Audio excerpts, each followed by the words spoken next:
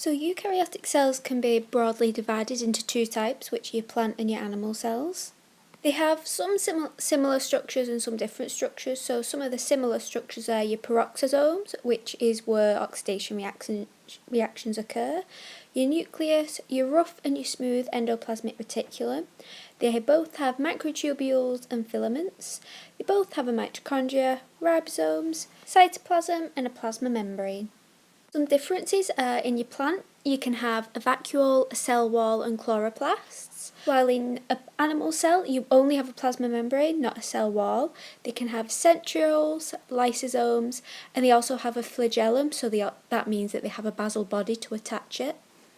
So your flagella is a bit different than in prokaryotes, and they aren't in all types of eukaryotes.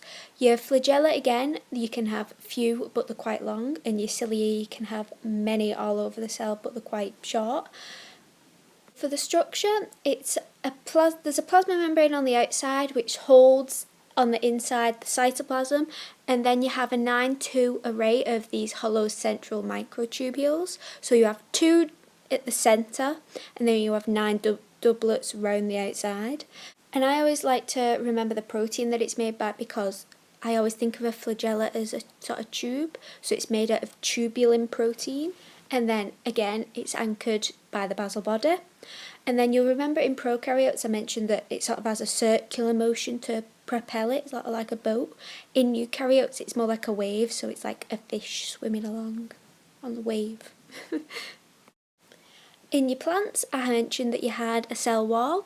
Now in your plant and your algae cells, this is made out of cellulose.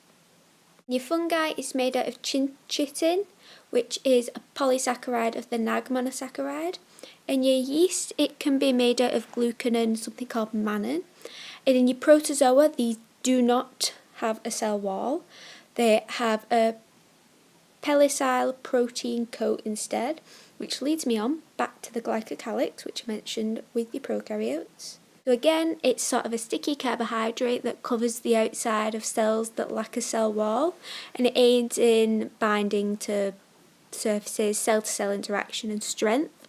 And some actually have some lipids and membranes covalently bonded to them to form glycolipids and glycoproteins, which can act as like receptors. And then onto your plasma membrane, which again has quite a few different names, as I mentioned in the prokaryotes video. So they have the same sort of basis as a prokaryotic plasma membrane, but they tend to have more complex carbohydrates. As I mentioned, they can have receptors and recognition sites. And they can also have these things called sterols, which aid in resisting lysis to osmotic pressure. And of course, movement can occur between the plasma membrane and the outside or inside of the cell, and these can either be by active transport, passive through things like simple or facilitated diffusion, and for water specifically, it uses osmosis. But there is actually another method called endocytosis, which is when the membrane actually surrounds a molecule in like a hug and brings it into the cell through like hugging it too much. I'll go on to that in the next video.